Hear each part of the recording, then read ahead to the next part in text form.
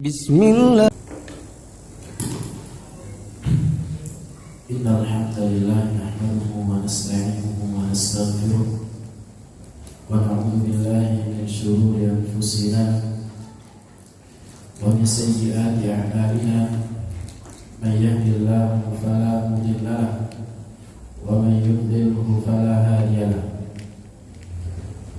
Asyhadu an la ilaha illallah wahdahu la syarika lahu wa asyhadu anna Muhammadan abduhu wa rasuluhu la nabiyya ba'dahu. Allahumma shalli wa sallim ala nabiyyina Muhammadin sallallahu alaihi wasallam wa ala alihi wa sahbihi ajma'in. Yaqulullahu azza wa jalla: Ya ayyuhalladzina amanu taqullaha haqqa tuqatih wa la tamutunna illa wa antum muslimun. Ya ayyuhan nasu ittaqu rabbakum alladzi khalaqakum min nafsin wahidah wa khalaqa minha zawjaha wa bassa minhuma rijalan katsiran wa nisaa. Wattaqullaha alladzi tasaaluna bihi wal arham innallaha kana 'alaikum raqiba. Ya ayyuhalladzina amanu taqullaha wa qulu qawlan sadida yuslih lakum a'malakum wa yaghfir lakum dhunubakum wa man yuti'illaha wa rasulahu faqad faza fawzan 'azima. Amma ba'du, fa inna asdaqal hadithi kitabullah wa khairal huda huda Muhammadin sallallahu alaihi wasallam wa syarrul umuri muhdatsatuha wa kullu muhdatsatin bid'ah wa kullu bid'atin dhalalah wa kullu dhalalatin finnar. Ayuhal ikhwah wa ayyatuhal akhwat, bapak-bapak dan ibu-ibu sekalian rahimani wa rahimakumullah. Kita lanjutkan kajian kita Risalah Al-Qawaid Al-Arba', penjelasan 4 kaidah di dalam memahami kesyirikan yang dituliskan oleh Syekh Muhammad bin Abdul Wahhab rahimahullah ta'ala, dan kita ambilkan dari syarahnya Syekh Shalih Al-Fauzan hafizahullah ta'ala. Pada pertemuan yang lalu sudah kita baca awal dari muqaddimah yang kedua, yang mana Syekh Muhammad bin Shalih Muhammad bin Abdul Wahhab rahimahullah ta'ala mengatakan: I'lam arsyadakallah li ta'ati anna al-hanafiyyata millata Ibrahim an ta'budallaha mukhlishan lahu-d-din kama qala ta'ala wa ma khalaqtul jinna wal insa illa liya'budun. Kemudian beliau mengatakan, qala al-mu'allif rahimahullah ta'ala, berkata Syekh Muhammad bin Abdul Wahhab rahimahullah ta'ala, setelah beliau menjelaskan tujuan atau hikmah diciptakan manusia. Apa hikmahnya? Apa hikmahnya diciptakan manusia? Apa ya? Jaga menyebut. Apa tujuan diciptakan manusia? Ibu jenggot putih, Bu. Bapak yang berjenggot putih untuk beribadah kepada Allah. Ada hadiahnya, Pak. Dari sini hadiahnya, Pak. Silakan. Nanti ibu yang jawab boleh diambil ya, buat suaminya. Buat ibu juga mau. Hadiahnya siwak. Coba dipakai lain. Nanti ibu jawab tadi bisa diambil di panitia suaminya. Baik, setelah beliau menjelaskan hikmah atau tujuan diciptakan dan jin dan manusia, yaitu untuk beribadah kepada Allah Subhanahu wa ta'ala, kemudian beliau mengatakan: Faida arafta anna Allah khalaqaka li'ibadatihi. Apabila kau sudah mengetahui, apabila kau sudah paham bahwa Allah Subhanahu wa ta'ala menciptakanmu untuk beribadah kepadanya,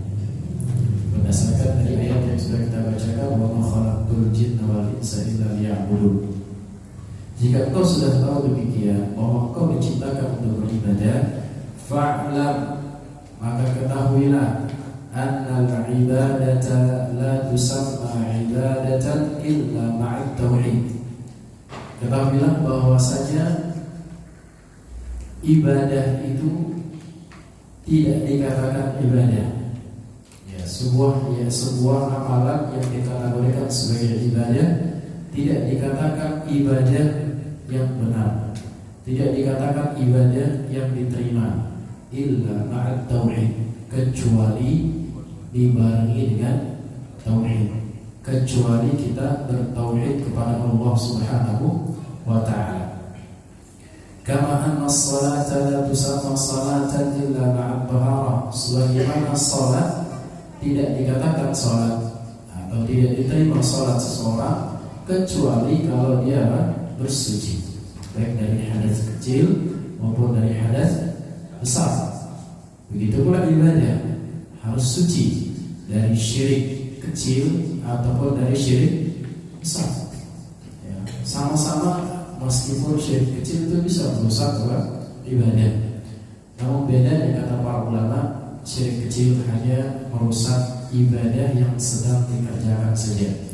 Adapun syirik besar merusak seluruh ibadah yang pernah kita lakukan. فإذا دخل الشرك في العبادة فسدت كالحدث إذا دخل في الطهارة. Apabila kesyirikan masuk ke dalam ibadah, baik syirik kecil ataupun syirik besar, maka ibadah tersebut menjadi rusak, jadi tidak diterima oleh Allah Subhanahu wa ta'ala. Karena hadath, seperti hadath apabila masuk ke dalam sebuah ibadah juga ibadah tersebut menjadi rusak, menjadi tidak diterima oleh Allah Subhanahu wa ta'ala. Inilah perumpamaan dari Syekh yang sangat bagus sekali, yang memudahkan pemahaman kita di dalam memahami kesyirikan dan urgensi di dalam bertauhid. Kita semuanya paham, kita semuanya mengetahui bahwa kalau kita sedang ibadah, kita sedang sholat misalkan, kemudian kita berhadath, kentut misalkan, keluar angin, maka otomatis kita akan ngapain? Wudu lagi, ya, enggak melanjutkan sholatnya.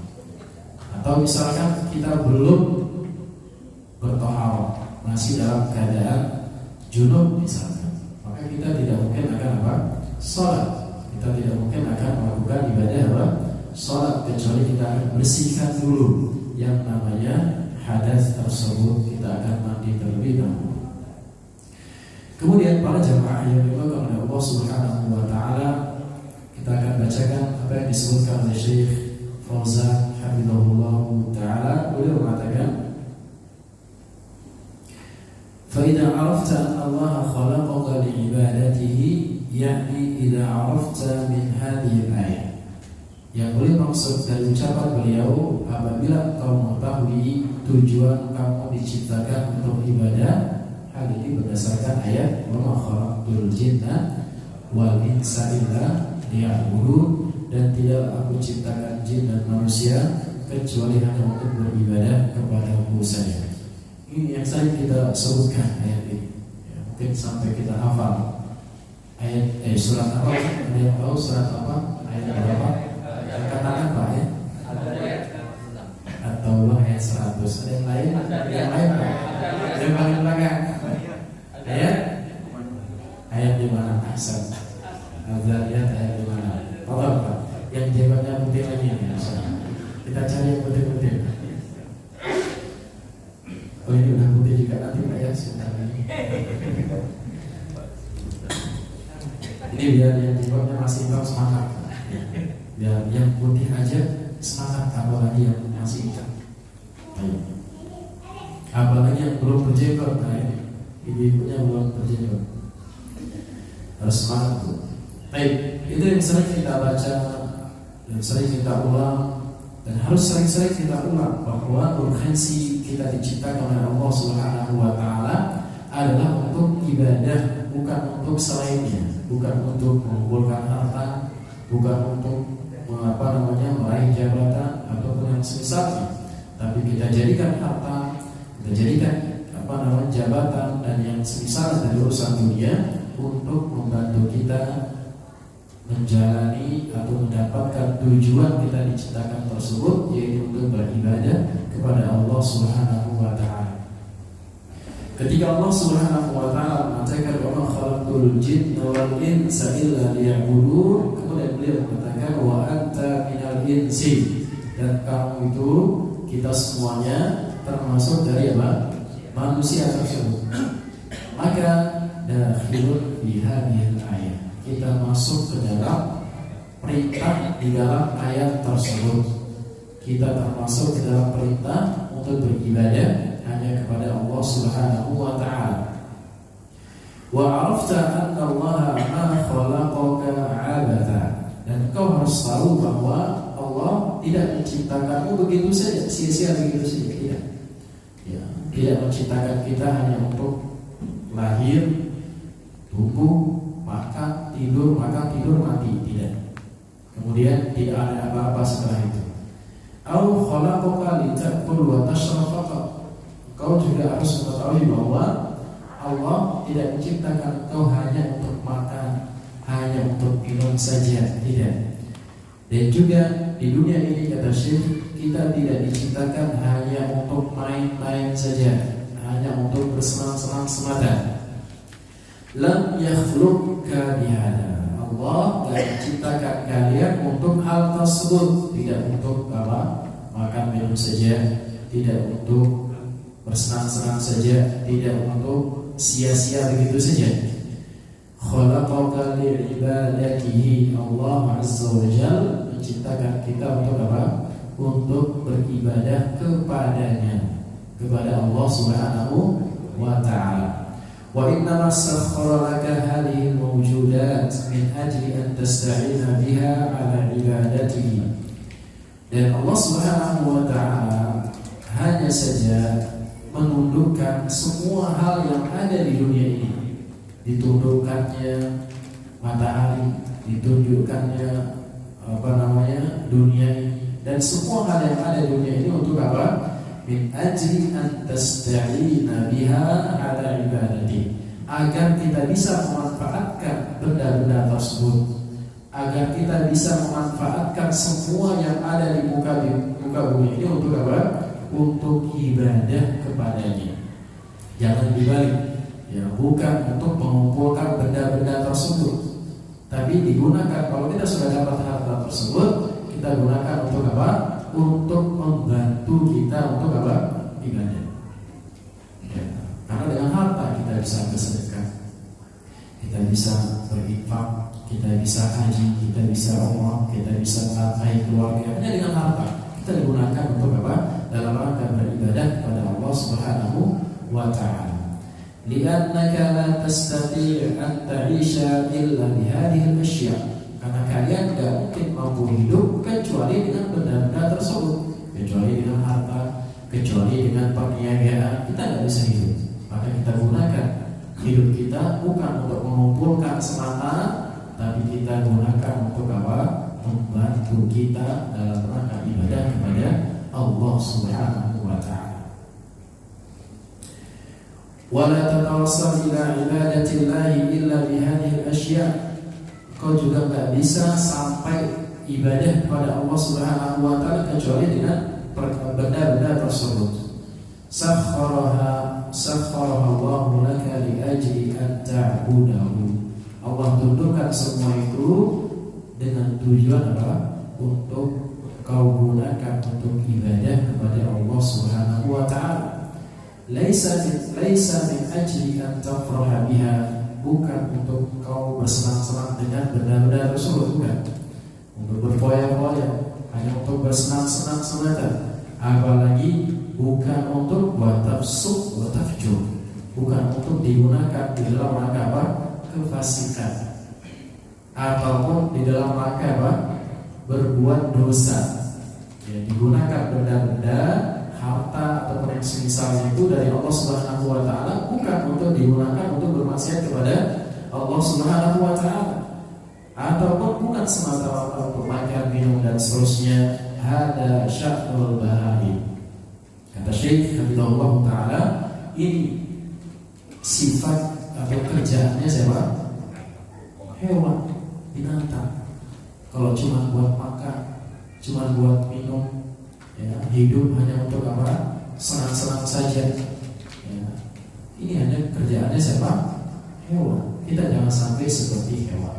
Sama-sama kita makan, sama-sama kita minum, hanya saja ada aturannya bagi kaum muslimin. Gak sembarang makan, ya, dicari yang halal. Gak sembarang minum, gak diminum yang haram. Kemudian tata caranya juga diajarkan oleh Nabi Sallallahu Alaihi Wasallam agar apa? Agar benda-benda atau perkara-perkara yang hukumnya boleh makan minum itu hukumnya boleh, kan? Boleh gak kita seharian gak makan? Boleh. Gak wajib kita makan, kecuali kalau kita gak makan nanti. Akan tapi pada asal hukumnya boleh saja. Namun perkara yang hukumnya boleh ini kita desain dia biar bisa bernilai ibadah di sisi Allah Subhanahu wa taala, agar membedakan kita dengan makannya binatang, makannya hewan atau minumnya hewan dan binatang tersebut. Amal adamiyun fallahu azza wa jalla khalaqahum li ghayatin 'azimatin wa hikmatin 'azimatin wa hiya al-ibadah. Adapun manusia berbeda dengan hewan. Allah azza wa jalla menciptakan kita dengan tujuan yang besar, dengan hikmah yang besar, yaitu apa? Al-ibadah. Beribadah kepada Allah Subhanahu wa taala berdasarkan firman Allah azza wa jalla, "Wa khalaqtul jinna wal insa illa liya'budun ma uridu minhum min rizqin." Dan seterusnya surah Al-Zariyat ayat 56 dan 57. Allah Subhanahu wa taala katakan, "Dan tidaklah aku ciptakan jin dan manusia kecuali untuk apa? Kecuali untuk beribadah kepadaku saja." Pada pertemuan yang lalu sudah kita sampaikan ada 3 makna dari kata illa liya'budun. Ada yang bisa menyebutkan? Ada 3 makna yang disebutkan oleh para ulama. Antaranya Ibnu Katsir, dan juga ada ucapan dari Ibnu Abbas, kalau kita tidak salah Ibnu Abbas radhiyallahu taala. Ada yang bisa menyebutkan? Di antara makna yang pertama dari illa liya'budun sesuai dengan teksnya. Ada makna yang kedua apa? Ada yang masih ingat? Bebas, mau yang putih, mau yang hitam boleh. Ibu-ibu ada? Ya, nggak dicatat. Hah? Ketinggalan. Ya, nanti jangan ditinggal.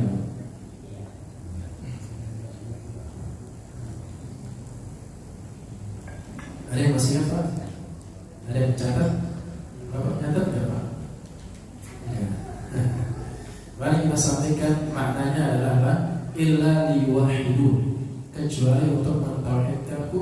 Kemudian ada makna yang lain, illa liya'rifun, kecuali untuk mengenalku. Ya, orang-orang yang mengenal Allah azza wa jalla maka pasti dia mentauhidkan Allah azza wa jalla. Dan juga orang-orang yang mentauhidkan Allah azza wa jalla pasti dia beribadah hanya kepada Allah Subhanahu wa taala saja. Ketiga makna tersebut tidaklah saling bertentangan satu dengan yang lain.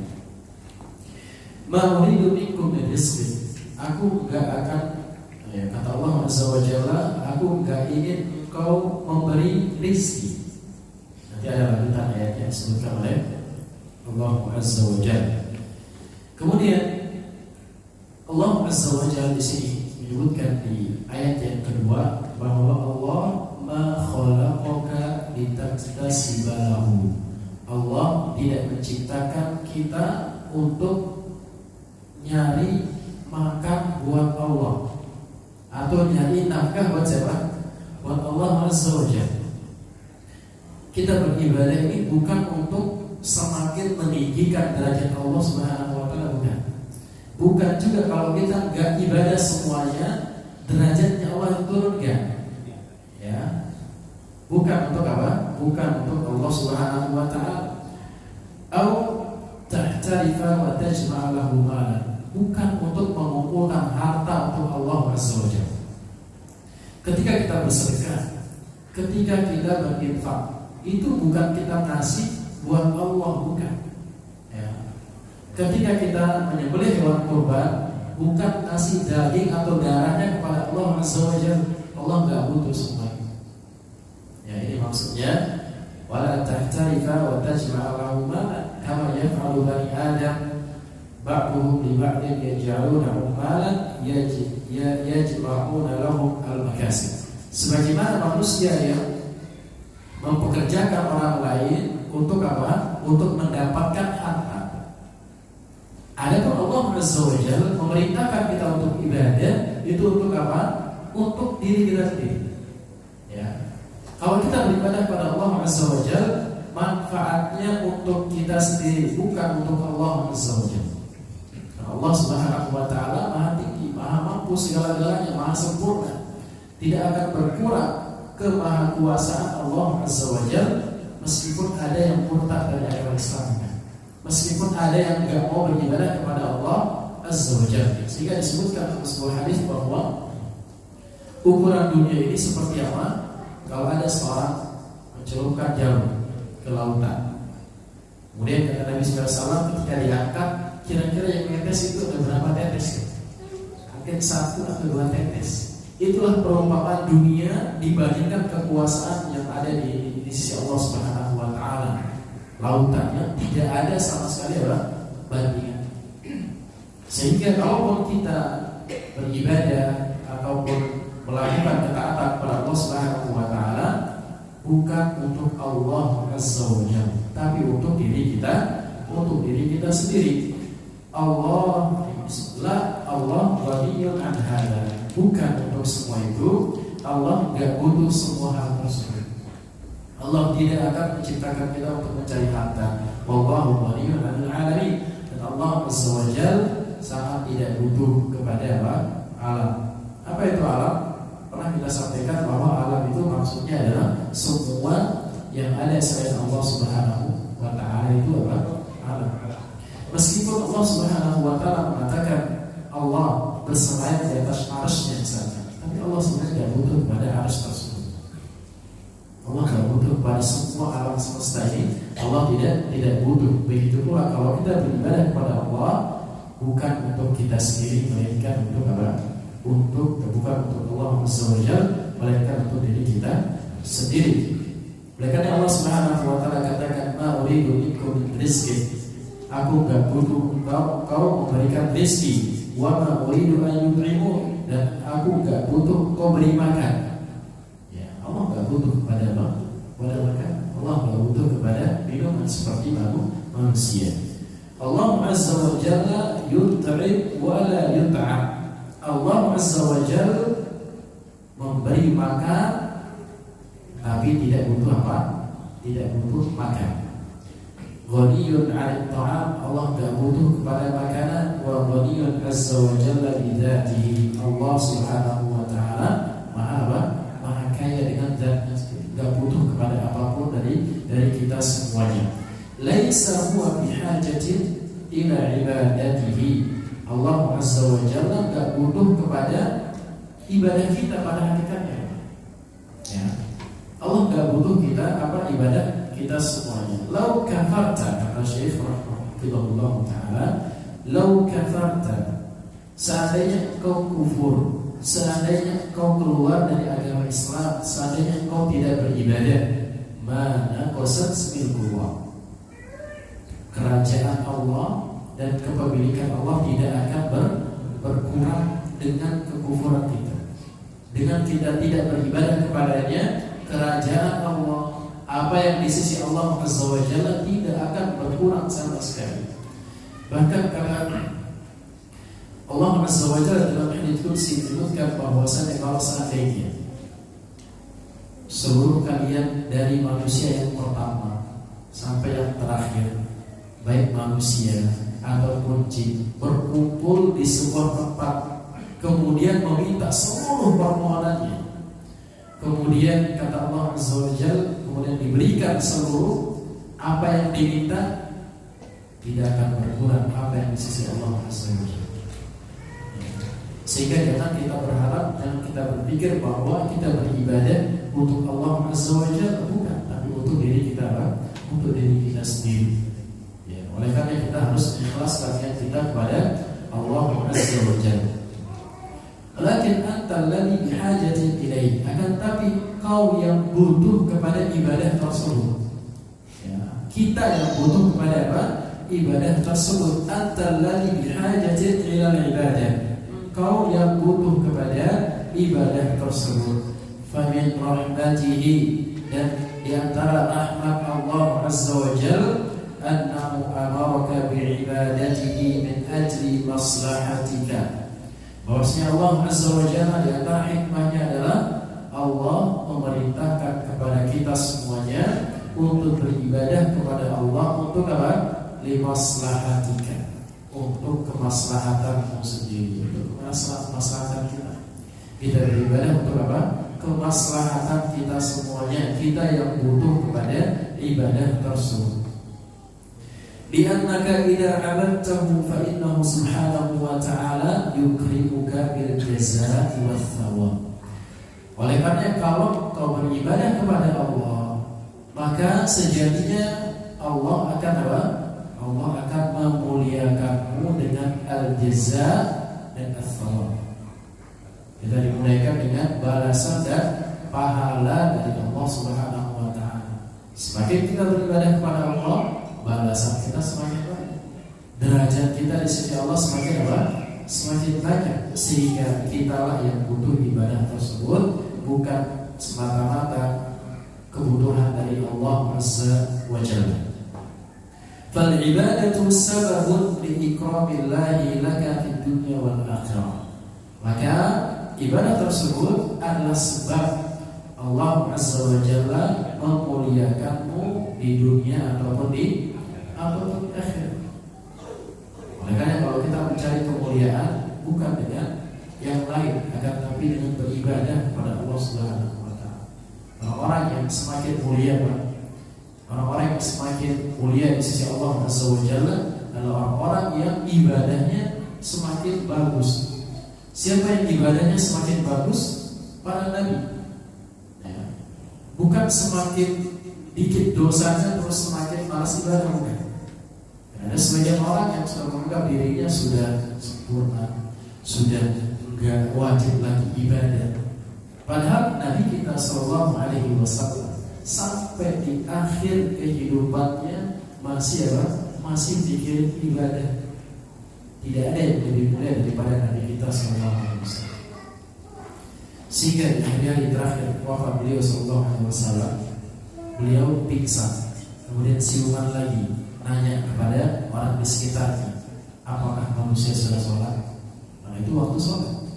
Kemudian pingsan lagi, pengen apa? Pengen melaksanakan apa? Sholat. Pingsan lagi, siuman lagi nanya, apakah manusia sudah apa? Sudah sholat. Pengen ibadah kepada Allah Subhanahu wa ta'ala. Sehingga tidak ada alasan bagi kita semuanya untuk apa? Untuk pensiun ibadah. Tidak ada namanya pensiun apa? Ibadah. Sampai kita mati, kita wajib beribadah kepada Allah Subhanahu wa ta'ala. Sehingga dibuatlah syariat kalau nggak mampu berdiri maka apa? Duduk, nggak mampu duduk, berbaring, nggak mampu berbaring dengan isyarat. Kalau sudah nggak mampu dengan isyarat, ya disolatkan. Berarti kan sudah nggak ada orangnya. Itu diantara apa? Diantara yang menunjukkan bahwa ibadah itu tidak ada apa? Tidak ada akhirnya kecuali kita wafat. Diwafatkan oleh Allah Azza wa Jalla, terutama yang namanya sholat. Adapun yang lainnya seperti misalkan puasa, orang sakit tidak diwajibkan untuk puasa. Kalau dia tidak mampu dan tidak diharapkan untuk sembuh, bayar apa? Bayar fidyah. Adapun sholat sampai akhir kehidupan kita, maka jangan sampai kita menganggap diri kita sudah selesai, sudah pensiun dari apa? Dari yang namanya sholat. Maka di sini Syekh jelaskan bahwa sebab kita mendapatkan kemuliaan di dunia ataupun di akhirat adalah dengan beribadah kepada Allah Subhanahu wa ta'ala. Adapun kemuliaan ini tergantung Allah Azza wa Jalla. Ada yang dimuliakan dengan harta, ada yang dimuliakan dengan jabatan, ada yang bentuk kemuliaannya tidak memiliki harta, juga tidak punya apa? Tidak punya jabatan. Tapi kemuliaan itu adalah di sisi Allah Azza wa Jalla. Allah yang tahu bahwa seorang ini orang yang mulia. Walaupun dilihat oleh sebagian orang seperti orang-orang yang biasa. Ya, sehingga dulu ada sebagian sahabat yang divonis masuk surga oleh Nabi SAW. Sahabat yang lain penasaran apa sih amalannya. Ya, sekali Nabi SAW mengatakan sebentar lagi ada yang akan masuk ahli surga, masuk simpulan. Kemudian keesokan harinya, sebentar lagi ada yang mau masuk dari ahli surga. Seorang sahabat penasaran, apa yang membuat orang ini kok bisa dijamin masuk surga? Kelihatannya biasa-biasa saja. Sehingga pada suatu hari beliau, seorang sahabat penasaran, nginep di rumah orang tersebut. Dilihat, sholatnya biasa-biasa saja, ya. Amalannya biasa-biasa saja. Akan tapi Allah Subhanahu wa Ta'ala tahu orang ini adalah orang yang mulia. Sehingga kita jangan sampai mencari kemuliaan itu di mata orang. Bisa jadi orang-orang yang gak kelihatan, yang gak masyhur, itu lebih mulia daripada orang-orang yang sering kelihatan di televisi atau di internet atau di YouTube misalkan. Bisa jadi Allah Subhanahu wa Ta'ala yang Maha mengetahui hal tersebut. Faman alladhi yastafidu min al-ibadah? Siapa, kata Syekh hafizahullah ta'ala, siapa yang mengambil manfaat dari ibadah tersebut? Siapa yang punya manfaat? Al-mustafidu min al-ibadah huwa al-'abidu nafsuh. Yang mendapatkan manfaat dari ibadah tersebut adalah al-'abid, orang yang ibadah tersebut, bukan yang diibadahi.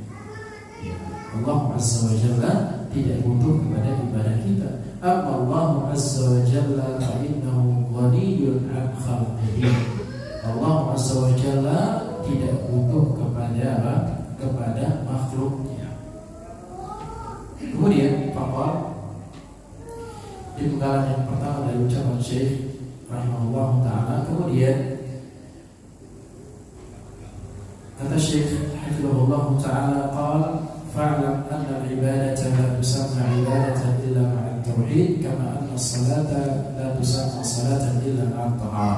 Kemudian ucapan Syekh rahimahullah ta'ala, ketahuilah bahwa ibadah itu tidak dikategorikan sebagai ibadah kecuali kalau dia bertauhid. Kemudian seperti sebagaimana salat tidak dinamakan salat kecuali dibarengi dengan dengan tahar.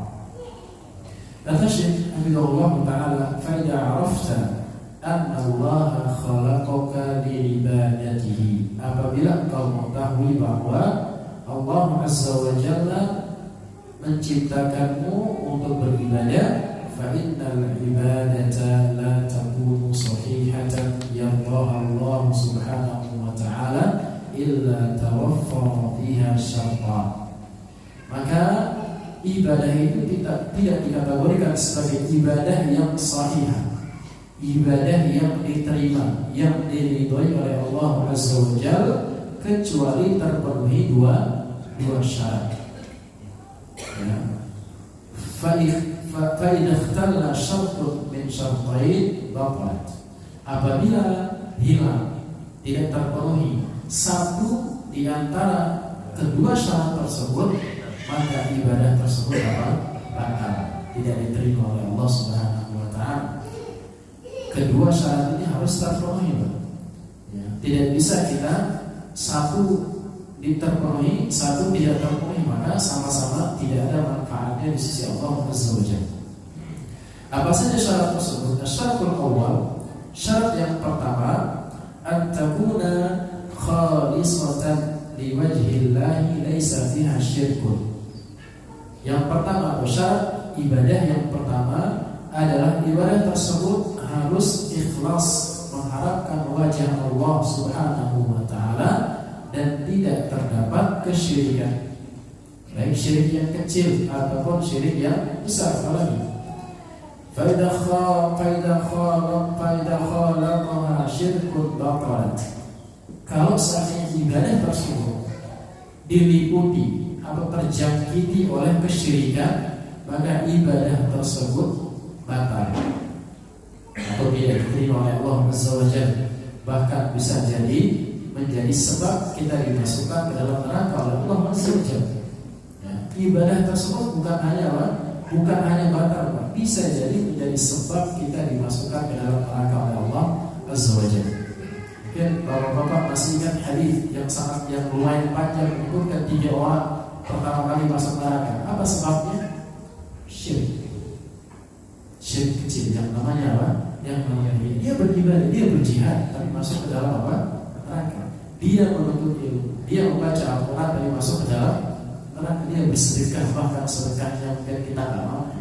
Semua jalan kata Nabi SAW, semua jalan yang kau ridhoi, aku sedekahkan harta, tapi dimasukkan ke dalam apa? Neraka. Ibadah bisa menyebabkan seorang masuk ke dalam neraka bila tidak terpenuhi 2 syarat ini. Syarat yang pertama adalah apa? Harus ikhlas kepada Allah Azza wa Jalla. Tidak boleh mengharapkan dunia, tidak boleh ibadah karena manusia ataupun yang semisalnya. Mislu taharati idza khalaqaha hadathun batalat. Seperti taharah apabila dia terliputi atau terjangkiti oleh hadas, baik itu hadas kecil ataupun hadas besar, maka taharahnya apa? Batal. Kalau lagi wudu keluar angin, batal wudunya. Ya, kalau lagi sedang wudu kemudian buang air besar, batal wudunya. Kalau lagi wudu berhubungan sama istri, batal apa? Wudunya. Nah, ini seperti ibadah. Kalau seorang beribadah kemudian terjangkiti oleh kesyirikan, maka ibadahnya itu batal. Kalau dia situ syirik kecil, ibadah tersebut tidak diterima, kemudian batal ibadah tersebut yang sedang dikerjakan. Adapun kalau ibadah syirik besar, maka batal seluruh amalan orang tersebut. Ta'udzubillah wal iyadzubillah. Meskipun syirik kecil, kita akan sangat rugi. Sudah mengeluarkan harta, sudah mengeluarkan tenaga, sudah mengeluarkan waktu, nggak diterima. Ya. Kemudian juga apa? Kita berdosa di Allah Azza wa Jalla. Maka ini juga harus kita perhatikan, karena yang namanya syirik kecil itu sangat sangat samar. Terkadang orang tidak merasa sedang melakukan syirik kecil, sehingga Nabi kita SAW mengatakan apa? Akhwafu ma akhafu alaikum syirkul asghar. Perkara yang paling aku takuti, yang paling aku khawatirkan kepada kalian adalah apa? Syirik kecil. Apa itu syirik kecil? Kata sahabat, riya, kata Nabi SAW. Yang namanya syirik kecil, yang namanya riya itu, kadang orang menilai kita sedang ibadah yang sangat sempurna, tapi yang tahu hati kita adalah siapa? Allah Azza wa Jalla. Sehingga kita harus pandai-pandai mengontrol hati kita, mengontrol niat kita dari awal ibadah, di tengah-tengahnya, kemudian di akhirnya harus ikhlas kepada Allah Azza wa Jalla. Kalau di pertengahan ada waswas syaitan, kembalikan lagi dia niat tersebut hanya kepada Allah Azza wa Jalla, karena yang namanya syaitan adalah sangat sangat istiqomah, sangat sabar di dalam apa? Menggoda kita semuanya. Syaitan gak nyuruh kita ninggalin sholat, Pak. Mungkin kita gak susah mau ninggalin sholat, tapi syaitan pengen gimana kalau sholat itu gak sah. Ya, sedikit demi sedikit. Di antaranya adalah menimbulkan waswas, kemudian menimbulkan bisikan-bisikan teriak dan yang semisalnya. Kadzalika idza 'abadta Allah tsumma asyrakta bihi batalat ibadatuk. Begitu juga ya, kalau kau beribadah kepada Allah kemudian kau menyekutukan Allah Azza wa Jalla, maka ibadahmu batal. Hada syaratul awal, ini syarat yang pertama. Dan ini yang sering disebutkan di antara dalilnya adalah innamal a'malu binniyat wa innamal likulli imri'in ma nawa. Semua seorang itu tergantung kepada niatnya, dan seorang akan mendapatkan sesuai dengan apa yang dia niatkan. Kemudian asy-syartul tsani, syarat yang kedua di antara dua syarat diterimanya ibadah oleh Allah Azza wa Jalla adalah al-mutaba'atu Rasul sallallahu alaihi wasallam. Harus sesuai dengan apa yang dicontohkan oleh Nabi sallallahu alaihi wasallam. Fa ayyu ibadatin lam ya'ti biha Rasul sallallahu alaihi wasallam fa innaha batilatun marfudatun. Ibadah apapun yang tidak pernah dikerjakan oleh Nabi sallallahu alaihi wasallam, tidak datang dari Nabi sallallahu alaihi wasallam, maka ibadah tersebut adalah ibadah yang batil dan tertolak, tidak diterima oleh Allah Azza wa Jalla. Li'annaha bid'atun wa khurafatun, karena dia adalah termasuk bid'ah dan khurafat. Tidak datang dari Nabi sallallahu alaihi wasallam, maka dia tertolak meskipun dia ikhlas. Jadi kita sampaikan bahwa kedua syaratnya harus terpenuhi. Meskipun orang ikhlas dengan sebenar-benar ikhlas, tidak ada yang ikhlas dari dia, akan tapi tidak terpenuhi syarat yang kedua, tidak pernah dicontohkan oleh Nabi sallallahu alaihi wasallam, maka dia juga tertolak. Sebaliknya, seorang sholat sesuai dengan sholat Nabi sallallahu alaihi wasallam, sesuai dengan hukum, sujud dan seterusnya, akan tapi tidak ikhlas kepada Allah Azza wa Jalla, dia terjangkit dirinya atau dia melakukan syirik besar, maka dia juga tidak diterima oleh Allah Azza wa Jalla. Hal ini berdasarkan sabda Nabi sallallahu alaihi wasallam, hadits yang masyhur. Nabi sallallahu alaihi wasallam mengatakan, "Man 'amila 'amalan laisa 'alaihi amruna fa huwa raddun." Siapa saja yang mengamalkan sebuah amalan yang tidak pernah diajarkan oleh Nabi sallallahu alaihi wasallam, maka dia tertolak.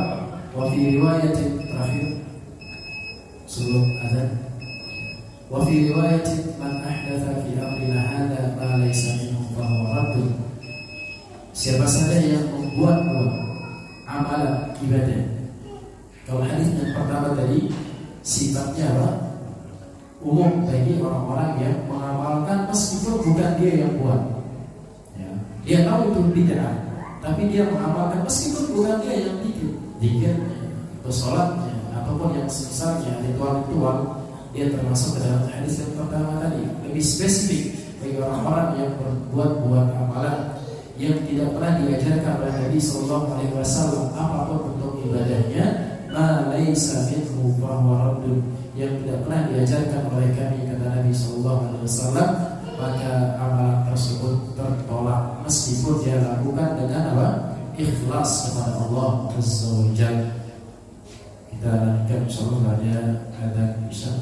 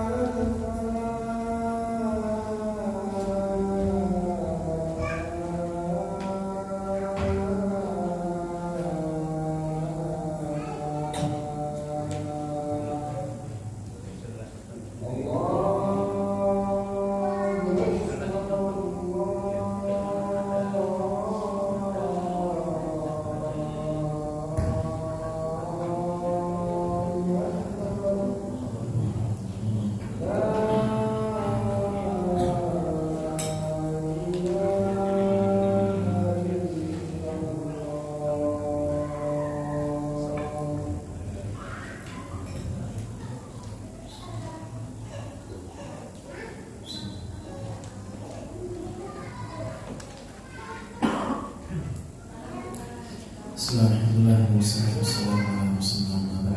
Kemudian Syekh Al-Fauzan hafizahullah taala mengatakan, "Fala budda an takuna al-ibadatu muwafiqatan lima jaa bihi Rasul sallallahu alaihi wasallam." Maka wajib bagi kita atau wajib bagi ibadah itu untuk apa? Untuk sesuai, untuk cocok dengan apa yang datang dari Rasul sallallahu alaihi wasallam. La istihsanatin nasi wa niyatihim wa maqasidihim ma dama annaha lam yadul 'alaiha dalilun syar'i. Bukan dengan niat-niat baik ya, atau anggapan-anggapan baik manusia, bukan dengan niat-niat mereka atau tujuan-tujuan mereka meskipun dianggap baik ya, ibadah tersebut bukan bukan dengan niat baik atau anggapan baik selama tidak ada dalilnya. Kalau tidak ada dalilnya dari syariat, baik itu Al-Quran ataupun dari hadis Nabi Muhammad SAW, fahiya bid'atun, maka dia adalah bid'ah. Wala tanfa'u sahibaha, tidak bermanfaat ibadah tersebut kepada siapa? Kepada pelakunya. Bal tadurruhu, bahkan bisa memudaratkan orang tersebut. Kenapa dia memudaratkan? Li'annaha maksiyatun, karena dia sedang bermaksiat. Di seorang yang melakukan ibadah bisa dia melakukan apa? Maksiat. Bila apa? Bila tidak cocok dengan apa yang datang dari Nabi Muhammad sallallahu alaihi wasallam. Wa in za'ama annaha taqarruba biha ila Allah azza wa jalla, meskipun dia mengaku bahwa dia sedang bertaqarrub, dia sedang beribadah kepada Allah azza wa jalla. Fala budda fil ibadati min hadaini syartain, maka wajib di setiap ibadah untuk terpenuhi kedua syarat tersebut, yaitu apa? Al-ikhlasu wal mutaba'atu lirrasul sallallahu alaihi wasallam hatta takuna ibadatan sahihatan nafi'atan li sahibiha. Agar menjadi ibadah, atau yang pertama dari ikhlas, kemudian yang kedua apa? Mengikuti Rasul sallallahu alaihi wasallam, agar ibadah tersebut menjadi ibadah yang sahihah, bermanfaat untuk pelakunya. Faida dakhalaha syirkun batalat, apabila dimasuki oleh kesyirikan ibadah tersebut, maka ibadah tersebut batil ya, tertolak. Wa idza sarat mubtadi'atan laisa 'alaiha dalil fa hiya batilatun aidan. Kalaupun dia tidak termasuk syirik, dia ikhlas, dia bertauhid, akan tapi dia melakukan kebid'ahan, dia melakukan hal yang laisa 'alaiha dalil, tidak memiliki dalil, maka dia juga batal, kata Syekh Abdullah taala. Sehingga amalan ibadah yang bermanfaat untuk pelakunya adalah bila terpenuhi kedua syarat tersebut. Biduni hadaini syartain la fa'idata min al-ibadah, tanpa kedua syarat ini, yaitu apa? Al-ikhlas dan al-mutaba'ah, la fa'idata min al-ibadah, gak ada manfaat ibadah tersebut kalau tidak terpenuhi dua syarat tersebut. Liannaha ala ghairi ma syara'ahu Allah subhanahu wa ta'ala, karena dia bukan dia bukan termasuk dari apa yang disyariatkan oleh Allah azza wa jalla. Wallahi la yaqbalu illa ma syara'a fi kitabihi aw ala lisanihi sallallahu alaihi wasallam. Allah azza wa jalla tidak akan menerima ibadah, tidak akan menerima amalan kecuali apa yang disyariatkan di dalam kitabnya Al-Quran atau melalui lisan Rasulnya yang mulia Rasulullah sallallahu alaihi wasallam. Fala hunaka ahadun minal khalqi yajibu ittiba'uhu illa Rasul sallallahu alaihi wasallam. Tidak ada makhluk di muka bumi ini ya yang wajib untuk diikuti, ya wajib untuk kita mengikuti orang tersebut kecuali Rasul sallallahu alaihi wasallam. Adapun Rasul sallallahu alaihi wasallam mutlak kita wajib mengikutinya. Ya karena Allah Azza wa Jalla mengatakan apa? Wa ma yantiqu 'anil hawa in huwa illa wahyun yuha. Allah tidak berkata dengan hawa nafsunya melainkan dengan wahyu yang telah diwahyukan oleh Allah Azza wa Jalla. Kemudian amma ma'ada Rasul fa innahu yuttaba'u wa yuta'u idza ittaba'a Rasul sallallahu alaihi wasallam. Adapun selain Rasul sallallahu alaihi wasallam maka dia diikuti, dia ditaati dengan catatan dia mengikuti Rasul sallallahu alaihi wasallam. Itu syaratnya idza taba'a Rasul sallallahu alaihi wasallam. Amma adapun sebaliknya, idza khalafa Rasul fala ta'ata. Apabila makhluk selain Rasul sallallahu alaihi wasallam menyelisih, tidak mentaati, tidak mengikuti Rasul sallallahu alaihi wasallam, fala ta'at, tidak ada ketaatan, tidak wajib kita mengikuti orang tersebut siapapun dia, ya. Karena dalam kaidah yang kita pahami bahwasanya la ta'ata li makhluqin fi ma'siyatil khaliq, tidak ada ketaatan kepada makhluk selama dia mentaati sang Khaliq Allah Azza wa Jalla. Hal ini berdasarkan firman Allah Azza wa Jalla dalam surah An-Nisa ayat yang ke-59. Bahwasanya Allah Subhanahu wa taala mengatakan, di situ ada kurang cetakannya, ya ayyuhalladzina amanu athi'ullaha wa athi'ur rasul wa ulil amri minkum. Allah Azza wa Jalla mengatakan, wahai orang-orang yang beriman, ati'ullah, taatilah Allah, wa ati'ur rasul, dan taatilah Rasul sallallahu alaihi wasallam. Di dalam dua perintah yang pertama, di sini ada tiga perintah. Yang pertama perintah mentaati Allah. Allah Azza wa Jalla mengatakan ati'ullah, menggunakan fi'il, ya, menggunakan apa? Fi'il amar, perintah. Kemudian yang kedua wa ati'ur rasul, Allah menggunakan juga apa? Fi'il amar, taati siapa? Ar-Rasul. Adapun wa ulil amri minkum, dan ulil amri antara kalian, Allah tidak menggunakan kata ati', tidak menggunakan apa? Fi'il amar. Apa faedahnya? Faedahnya adalah perintah yang ketiga harus dicocokkan dengan dua perintah yang sebelumnya. Harus dicocokkan dengan perintah Allah dan perintah siapa? Rasul sallallahu alaihi wasallam. Kalau ulil amri ini tidak mentaati Allah perintahnya itu, atau bertentangan apalagi dengan perintah Allah dan Rasulnya sallallahu alaihi wasallam, maka kita tidak wajib taat. Dan yang dimaksud dengan ulil amri yang disebutkan oleh Syekh Abdullah Ta'ala itu ada dua. Ada al-umara dan ulama. Ulil amri yang dimaksud dalam ayat ini adalah ada umara dan ada ulama. Siapa umara? Pemerintah, ya, atasan kita. Kalau kita bilang umara itu bukan yang dimaksud presiden aja. Semua pemerintah, pemimpin yang ada di kalangan kita, Pak RT, Pak RW, atau kita sebagai kepala keluarga, kita juga apa? Pemimpin. Kalau kita nyuruh istri atau anak-anak kita yang menyelisih dengan Al-Quran dan Sunnah, istri kita wajib taat, ya, anak-anak kita wajib taat kepada kita semuanya.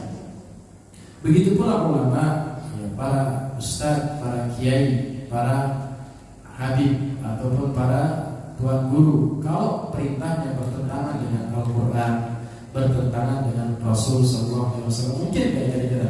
Mungkin, ya, mungkin saja perintah mereka bertentangan dengan Al-Quran ataupun dengan As-Sunnah. Maka ketika perintahnya tersebut bertentangan dengan Al-Quran ataupun dengan As-Sunnah, maka tidak wajib taat kepada ulama tersebut, tidak wajib taat kepada ustaz tersebut. Sehingga Imam Malik rahimahullah ta'ala pernah menegaskan bahwa kullu yukhadu qawluhu wa yurad illa sahibal qabr, atau illa sahiba hadzal qabr.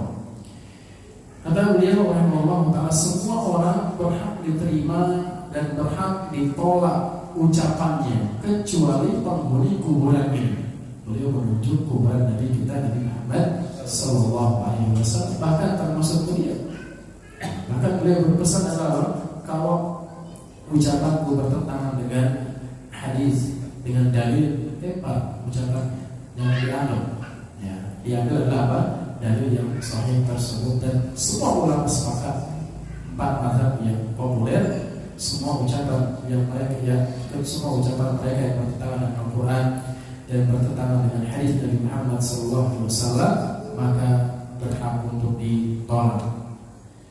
Apalagi yang lebih rendah kapasitasnya dengan Imam Abu Hanifah, Imam Malik, Imam Syafi'i, Imam Ahmad, tentu lebih berhak untuk kita tolak apabila bertentangan dengan Al-Quran ataupun dengan As-Sunnah.